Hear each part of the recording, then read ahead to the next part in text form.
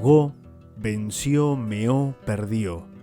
El análisis delató efedrina y Maradona acabó de mala manera su Mundial del 94. La efedrina, que no se considera droga estimulante en el deporte profesional de los Estados Unidos y de muchos otros países, está prohibida en las competencias internacionales. Hubo estupor y escándalo. Los truenos de la condenación moral dejaron sordo al mundo entero, pero mal que bien se hicieron oír algunas voces de apoyo al ídolo caído. Y no solo en su dolorida y atónita Argentina, sino en lugares tan lejanos como en Bangladesh, donde una manifestación numerosa rugió en las calles repudiando a la FIFA y exigiendo el retorno del expulsado. Al fin y al cabo, juzgarlo era fácil y era fácil condenarlo, pero no resultaba tan fácil olvidar que Maradona venía cometiendo desde hacía años el pecado de ser el mejor, el delito de denunciar a viva voz las cosas que el poder manda callar y el crimen de jugar con la zurda, lo cual, según el pequeño Larousse ilustrado, significa con la izquierda y también significa al contrario de cómo se debe hacer. Diego Armando Maradona nunca había usado estimulantes en víspera de los partidos para multiplicarse el cuerpo. Es verdad que había estado metido en la cocaína, pero se dopaba en las fiestas tristes para olvidar o ser olvidado cuando ya estaba acorralado por la gloria y no podía vivir sin la fama que no lo dejaba vivir. Jugaba mejor que nadie a pesar de la cocaína y no por ella. Él estaba agobiado por el peso de su propio personaje. Tenía problemas en la columna vertebral desde el lejano día en que la multitud había gritado su nombre por primera vez. Maradona llevaba una carga llamada Maradona que le hacía crujir la espalda. El cuerpo como metáfora, le dolían las piernas, no podía dormir sin pastillas. No había demorado en darse cuenta de que era insoportable la responsabilidad de trabajar de Dios en los estadios, pero desde el principio supo que era imposible dejar de hacerlo. Necesito que me necesiten, confesó cuando ya llevaba muchos años con el halo sobre la cabeza, sometido a la tiranía del rendimiento sobrehumano, empachado de cortisona y analgésicos y ovaciones, acosado por las exigencias de sus devotos y por el odio de sus ofendidos. El placer de derribar ídolos es directamente proporcional a la necesidad de tenerlos. En España, cuando Goicoechea le pegó de atrás y sin la pelota y lo dejó fuera de las canchas por varios meses, no faltaron fanáticos que llevaron en andas al culpable de este homicidio premeditado, y en todo el mundo sobraron gentes dispuestas a celebrar la caída del arrogante sudaca, intruso en las cumbres, el nuevo rico ese que se había fugado del hambre y se daba el lujo de la insolencia y la fanfarronería. Después en Nápoles, Maradona fue Santa Maradona y San Gennaro se convirtió en San Gennarmando. En las calles se vendían imágenes de la divinidad de pantalón corto, iluminada por la corona de la Virgen o envuelta en el manto sagrado del santo que sangra cada 6 meses, y también se vendían ataúdes de los clubes del norte de Italia y botellitas con lágrimas de Silvio Berlusconi. Los niños y los perros lucían pelucas de Maradona.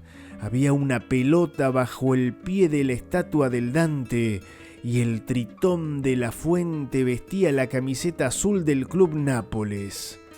Hacía más de medio siglo que el equipo de la ciudad no ganaba un campeonato, ciudad condenada a las furias del Vesubio y a la derrota eterna en los campos de fútbol. Y gracias a Maradona, el ser oscuro había logrado por fin humillar al norte blanco que lo despreciaba. Copa tras copa en los estadios italianos y europeos, el Club Nápoles vencía y cada gol era una profanación del orden establecido y una revancha contra la historia. En Milán odiaban al culpable de esta afrenta de los pobres salidos de su lugar, lo llamaban jamón con rulos, y no solo en Milán. En el Mundial del 90 la mayoría del público castigaba a Maradona con furiosas silbatinas cada vez que tocaba la pelota, y la derrota argentina ante Alemania fue celebrada como una victoria italiana. Cuando Maradona dijo que quería irse de Nápoles, hubo quienes le echaron por la ventana muñecos de cera atravesados de alfileres.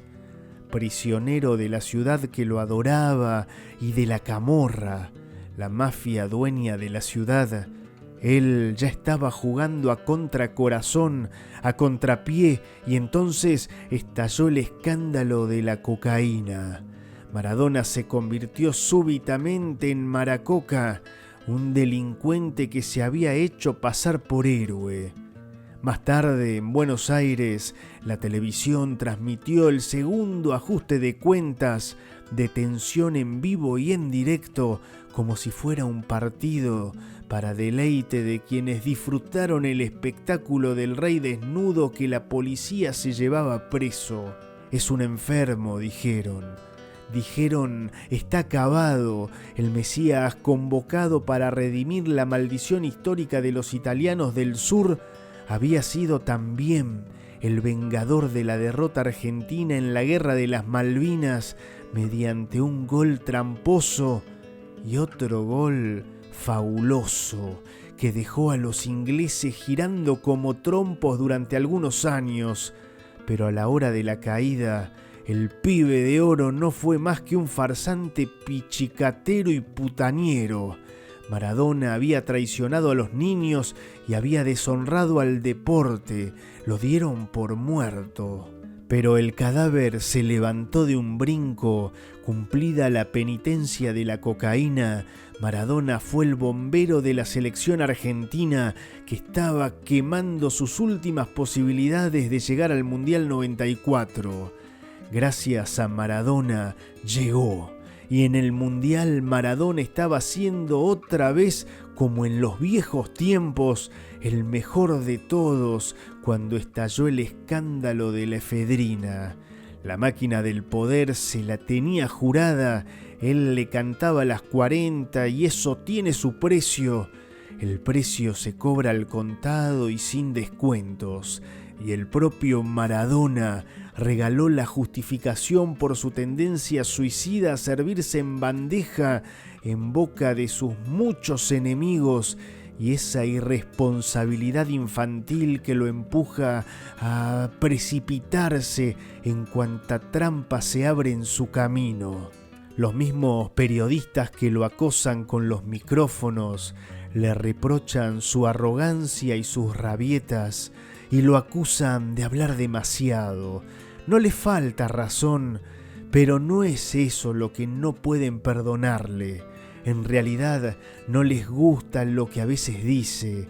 Este petizo respondón y calentón tiene la costumbre de lanzar golpes hacia arriba.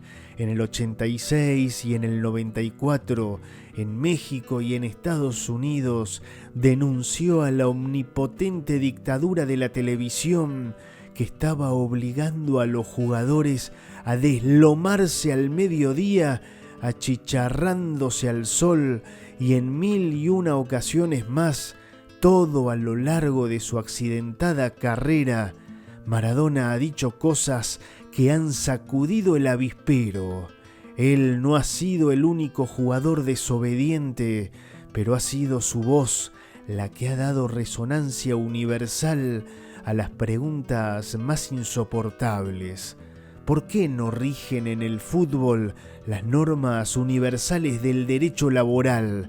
Si es normal que cualquier artista conozca las utilidades del show que ofrece, ¿por qué los jugadores no pueden conocer las cuentas secretas de la opulenta multinacional del fútbol? Guy Blanche calla, ocupado en otros menesteres, y Joseph Blatter, burócrata de la FIFA, que jamás ha pateado una pelota pero anda en limusinas de 8 metros y con chofer negro, se limita a comentar: el último astro argentino fue Di Stéfano. Cuando Maradona fue por fin expulsado del Mundial del 94, las canchas de fútbol perdieron a su rebelde más clamoroso y también perdieron a un jugador fantástico. Maradona es incontrolable cuando habla, pero mucho más cuando juega. No hay quien pueda prever las diabluras de este inventor de sorpresas que jamás se repite y que disfruta desconcertando a las computadoras. No es un jugador veloz, torito corto de piernas, pero lleva la pelota cosida al pie y tiene ojos en todo el cuerpo. Sus artes malabares encienden la cancha. Él puede resolver un partido disparando un tiro fulminante de espaldas al arco o sirviendo un pase imposible a lo lejos cuando está cercado por miles de piernas enemigas y no hay quien lo pare cuando se lanza a gambetear rivales. En el frígido fútbol de fin de siglo que exige ganar y prohíbe gozar, este hombre es uno de los pocos que demuestra que la fantasía puede también ser eficaz. Maradona, del libro El fútbol a sol y sombra, por Eduardo Galeano.